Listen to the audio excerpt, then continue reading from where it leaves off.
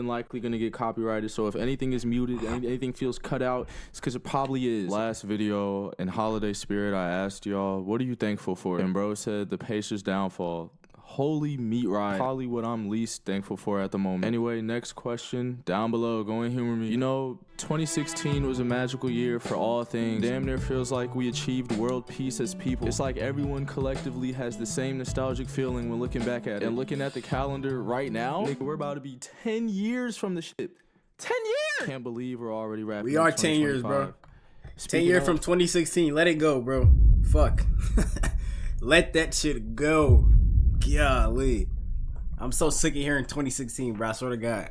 What's y'all Spotify raps looking like? You know what I'm saying? Y'all was listening to BS or what? Well, we gonna find out. Drop your Spotify rap playlist on creatorscatalog.com for all the glory. Who had the best taste of 2025? We gonna see. But anyway, man, I genuinely cannot believe it. A decade from some of the greatest moments that helped shape the way we view music today. And so today felt like the perfect day to dust off the old time machine and look back at some rap lore. Just you. Oh my God. Building your app on Base 44. I forgot about these fucking ads, dude. 2016 rap lore.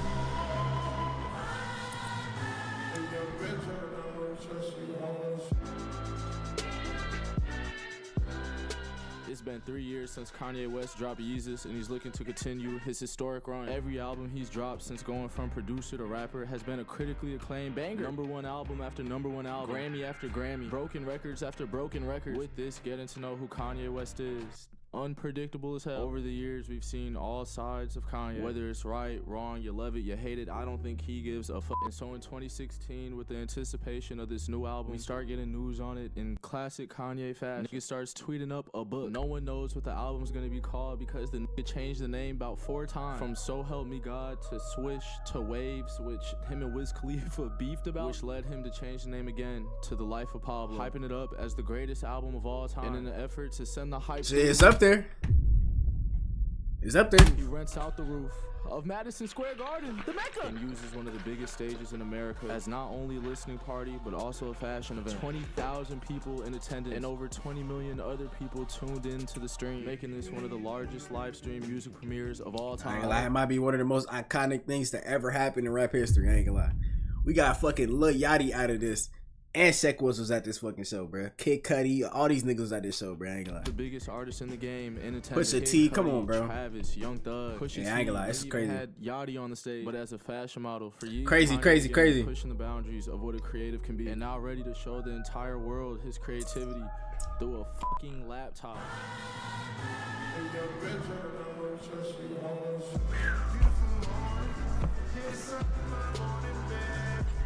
Kanye made a song about Kanye. Call him Mr. Old Kanye. Man, that'd be so Kanye. And yeah, bro, this shit breaks the fucking internet. Later that week, Kanye drops the album on Tidal. Yeah, now I haven't heard of the app either, but it skyrocketed to #1 when he did. 250 million streams in the first 10 days. And the project wasn't even done. We're still actively making changes. And so it wasn't until 3 months after we got the official release on all platforms. And the album is fully living up to the hype, grabbing everybody's attention with the publicity, the music, the art, the naked celebrity music video. And just when you think it can't get any crazier, the same week Kanye announces the same Pablo tour. Niggas is losing they marbles. The shows are crazy, legendary. Everybody waiting for Ye to come to their city. Looks like bro is somehow reaching another peak. He's going insane.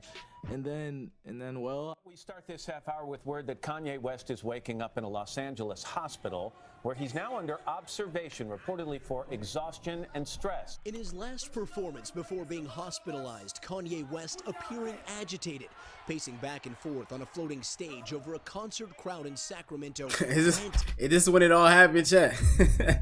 This is when that nigga started losing his fucking marbles, chat?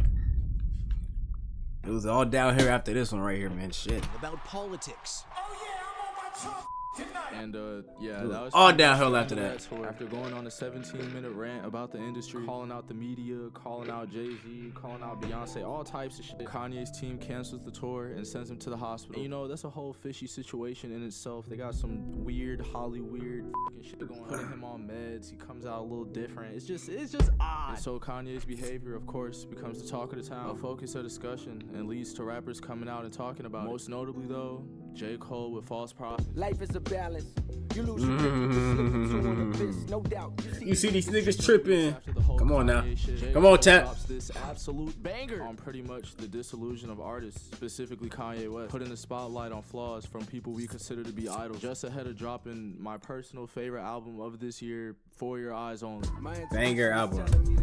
This album single-handedly changed the way I view life at 13 years old. One of the most underrated projects ever, 44 minutes of beauty, which would be the start of J. Cole's homeless nigga-looking era. This being his first drop since 2014, Forest Hills Drive. You know what I'm saying? Putting on for That's when he started the dreads, huh? We're starting to grow to levels we had never seen. For the first time, hip-hop was competing with rock and pop. We start getting bangers after bangers, with the mainstream dominating the air. I get those goosebumps every time.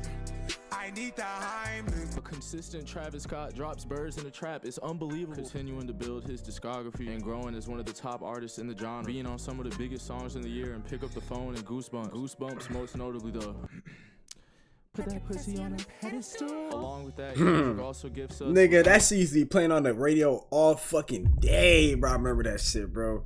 I started to get fucking annoyed at that song. I ain't gonna lie. Shit. Titled Unmasked, and by gifts, I mean throwing us his scratch. The album is literally just a bunch of untitled, unused Pimp a Butterfly sessions. And it still doesn't matter. Goes #1 like it's the real thing. And then Future, after having a historic 2015, dropping 4 classics, he comes back and drops 2 albums in 2016. And Purple Rain and Evil. Nigga fans had a whole buffet in the 2010s. And then this year, he dropped damn near my favorite song he ever made. The one that used this beat, nigga, yes.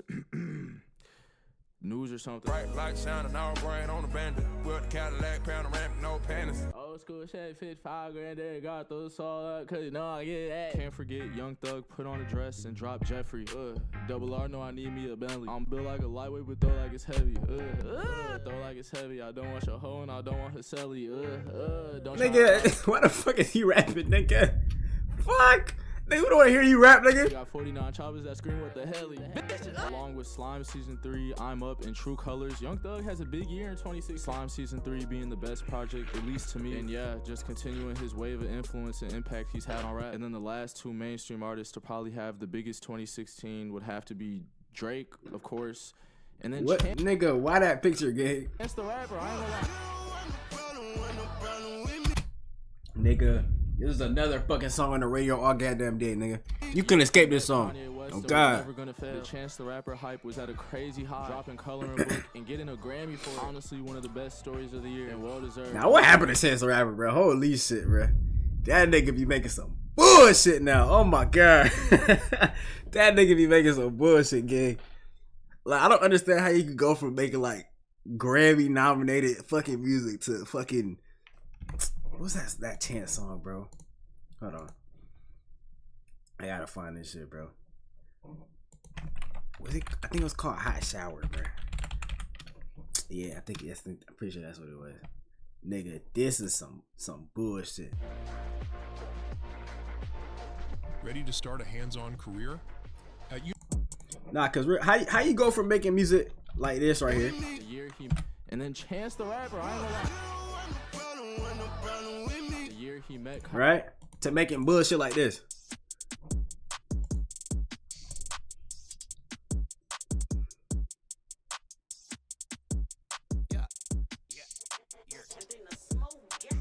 I got muscles like Superman trainer. Ay, real rare like Super Saiyan Mega. I jump, stomp on Lucifer's stage. Now I got a few rings on Jupiter skating. I meant to say.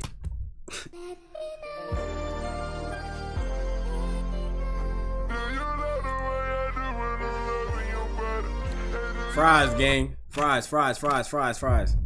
I don't get it, bro. I don't get it. I don't get it, bro. Kanye West and was never gonna fail. The Chance the Rapper hype was at a crazy high, dropping Coloring Book and getting a Grammy for it. Honestly, one of the best stories of the year and well deserved. The nigga was going crazy, bro. And then, like I said, of course, Drizzy Drake already solidified as an undisputed hitmaker. In 2016, you saw Drake starting to take over the mainstream with the drop of his album Views. The mix of pop and rap was both beautiful and polarizing, bro. He had the whole world watching. One Dance, Western Road Flows, Control, Pop Style, Fire and Desire, and of course, Hotline Bling. You used to call me on my cell phone. I don't think there was a place in the world without hearing this. The album sells 1 million units in the first week. First rapper to ever do it, and it stayed at #1 for like. I ain't lie. Bro, who the fuck nowadays as a rapper is selling 1 million first week? I don't think anybody. I don't even think Drake doing that shit again.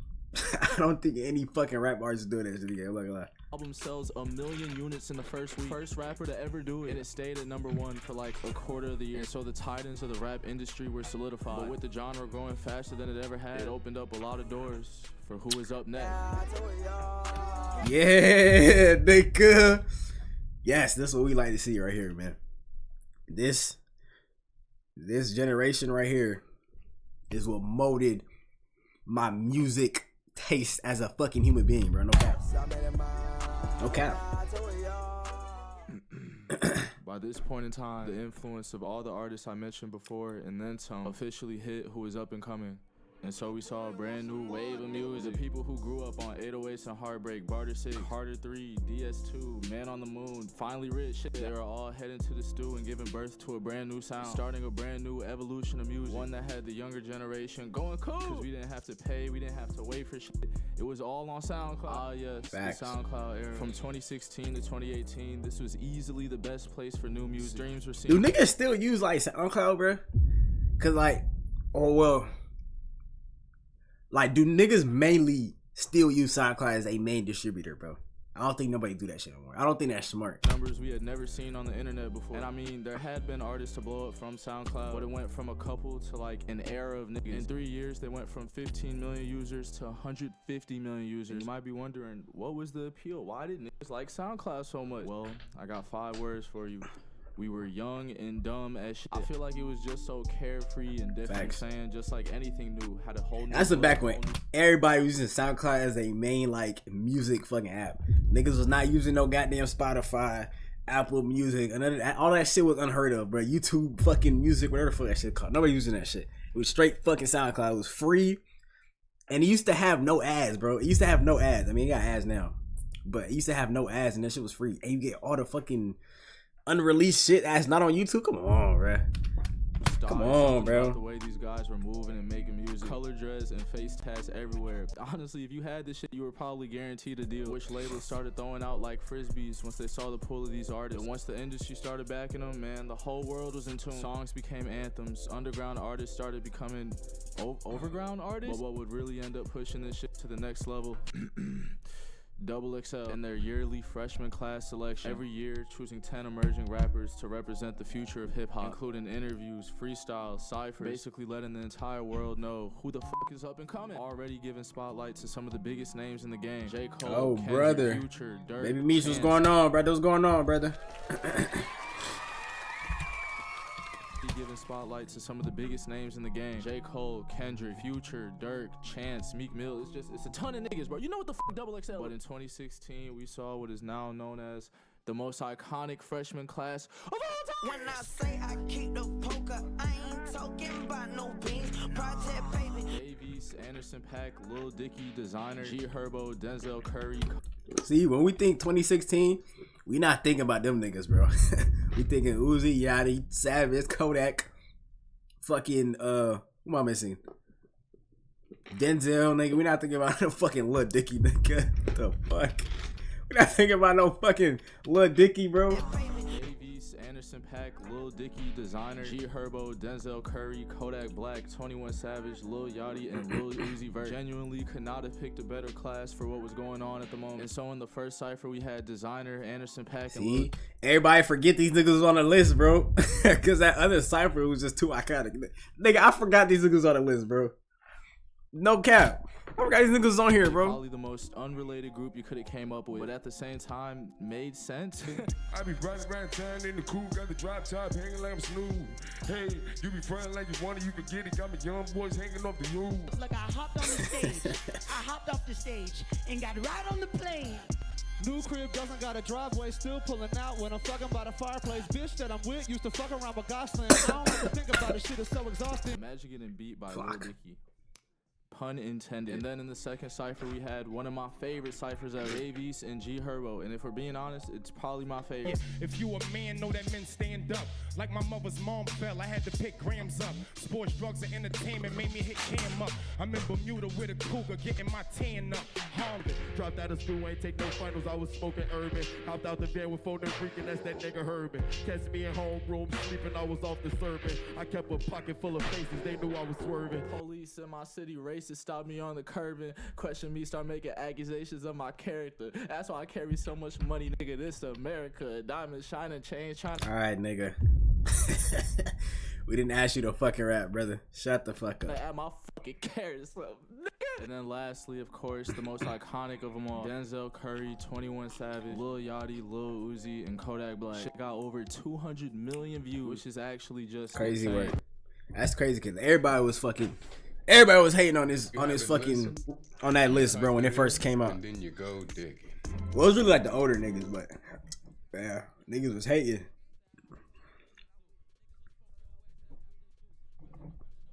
Damn, nigga.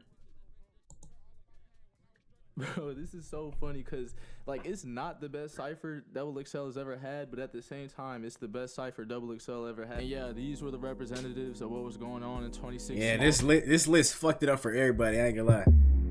Oh shit.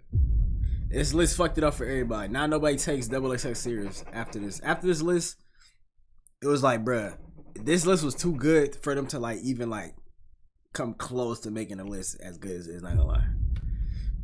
Their music carrying the culture of this era. From Uzi, we got 2 10 out of 10 drops, and Lil Uzi versus the World in the Perfect Love tape. 21 Savage drops 3 tapes, most notably Savage Mode with Metro Boom. We get Lil Boat by Yachty, which a lot of niggas Lil Boat. like.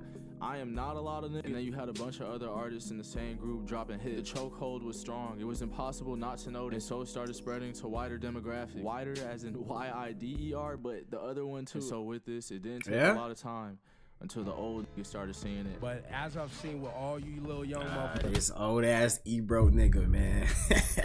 This old ass nigga, bruh. that think you nice. Y'all get to like 27, 28, and y'all niggas get to struggling, and y'all come. And you know what's crazy? All them niggas on that list is still popping right now, bro. Excluding Lil Dicky. But he's an actor now, so he don't count. But excluding Lil Dicky, all them niggas still, you know what I'm saying? Savage still hot. Uzi still hot. Kodak still popping. Yachty, like, come on, bro.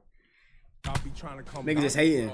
The poster child for whack rappers. I don't know who created it, if it was You know Future what or I'm saying? Migos, but all them niggas sound the same. Like, bro, you hear this shit? The dick riding was at an all-time them niggas high. was So we dick riding. basically entered a war between the old heads and the young niggas. But if we're keeping it 1,000, it's really just the old heads hating. Couldn't stand, or I guess understand, that rap was going into a genre that included subgenres. His old ass be hating too. What's his name? Joe Budden old ass. Had one fucking song his whole life, nigga, hating on everybody. Fuck out here. But if we're keeping it 1,000, it's really just the old heads hating. Couldn't stand, or I guess understand, that rap was going into a genre that included subgenres. So everything outside of their realm of thinking they wanted evaporated immediately. And it's like, bro, who are they really mad at if niggas are listening to it? It's like telling a chef to stop making food that you don't like and you won't eat, but it's not even getting served to you. Yeah, this was, you know what I'm saying? You see how fucking stupid y'all sound, nigga? Just because you don't like it don't mean anybody else like it, nigga. Fuck. Topic of discussion. Shut up. Labeling this new generation of rappers as mumble rappers. It was a sin to like a nigga like Jay-Z and Lil Uzi at the same time. And this created probably the biggest division we've ever seen in the rap community. Remember how I said J. Cole dissed Kanye? Shit, he dissed these niggas too. I hate these rappers, especially the immature 8-week rappers. Lil whatever, just another short bus rapper. Hey, but fake drug dealers turn to a bus trapper. Everybody listening didn't really care. Like, nigga, you gotta think 13, 14, 15, 16 years old, boom bap, this, that is just not getting played over money long on a bus ride to school. And so this new and it never will. I'm so sorry, bro. I'll play that Lil Uzi before I turn on that boom bap any day of the fucking week, bro. I'm so sorry. I'm sorry, bro. New era completely took over. It wasn't long until you started seeing collabs between the mainstream and these so-called SoundCloud rappers. The internet was so sorry, changing nigga. the way we view music forever. And because of this newness, everything just felt so cultivated. Like, you know how many niggas completely blew up off of one song in this era? That's really all it took, bro. You just needed Ugly God, nigga. I have not seen his face in so fucking long, bro. Yo. You know how many niggas completely blew up off of one song in this era? That's really all it took, bro. You just needed one. And if that bitch went viral, that bitch went viral. Which brought a lot of one-hit wonders, but a lot of starts to some careers, too. And I mean, regardless, it was chill. We all fuck with it. Saying that's what made this era. It was just a really big sense of freedom to me. It became the starting blocks for what we got my going boy, on. A Boogie. Inspiration comes in all shapes, forms, sizes. As long as you don't let no regular, degular ass human tell you what you're capable of, decide your worth, you'll become an inspiration to everyone else else who deep down feels the same way. So go do what the fuck you want to do. Go take chances. Fun did not only. Bro, I feel like them old niggas is mad. Niggas is expressing themselves, bro. Fuck out of here, bro. The fuck is y'all mad about, gang? 2016, believe it or not, you just gotta be willing to find. Play clips, ace trumpets after this. Your version of it. We're all creators. Okay. So head to creatorscatalog.com and show the world your work. Everybody sharing their art, music, starting community chat. Like y'all actually don't know Boom, how bap, much rap. this warms my heart, bro. Like, come on. I don't even know what this is, but